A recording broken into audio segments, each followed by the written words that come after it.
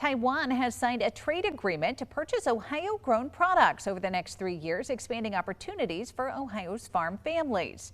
The Ohio Department of Agriculture, Soybean Council, and Corn and Wheat Growers Association signed letters of intent to work with the Taiwan Ministry of Agriculture. Food and ag is Ohio's top industry, injecting $124 billion into the state's economy each year.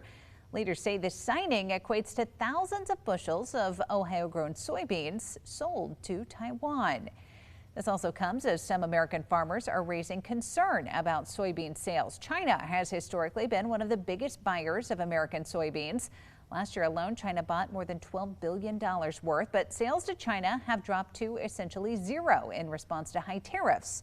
China is now reportedly buying most of its soybeans from South America, including Argentina. We are digging deeper into both sides of these agricultural sales and how they affect farmers in Ohio. We're joined now live by Ian Sheldon, the Anderson's Chair in Agricultural Marketing at Ohio State University. His research focuses on international trade and policy. Ian, thanks for joining us. Thanks for having me. All right, we're going to start with the good news, that recent announcement about Ohio's partnership with Taiwan. How big is this agreement going to be for Ohio's farmers? I think it comes at a really critical time for Ohio farmers, and particularly, as you mentioned earlier, soybean farmers in the state and elsewhere in the Midwest are facing a real squeeze on their margins due to soft prices and higher input costs, and they certainly need to seek out and get alternative export markets other than China.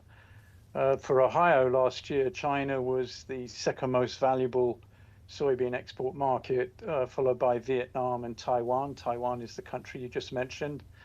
And this year, USDA forecasts that China won't even be in the top 5 most valuable export markets. So the timing of this agreement, I think, is really quite important for Ohio farmers, certainly looking forward. So is that Taiwan deal going to be enough to support farmers? How big of a part is that Chinese export typically playing? Well, as you mentioned earlier, China has actually not ordered any soybeans from the United States over the past few months, and this is a really significant decline from what we as a state and what the U.S. exported in general.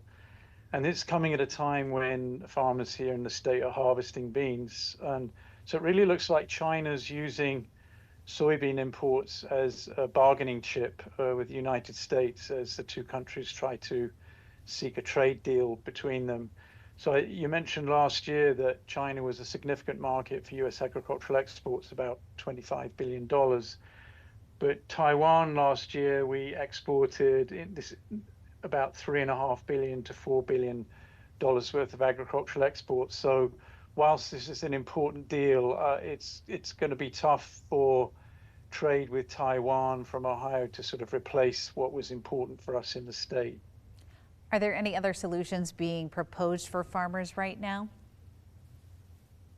Well, the only solution that is getting a lot of public coverage is a suggestion both by the Secretary of Agriculture, Secretary Rollins, and I think President Trump also mentioned this last week or over the weekend, would be to take some of the tariff revenue that's being raised from the tariffs that the United States has implemented across the board against most of our trading partners.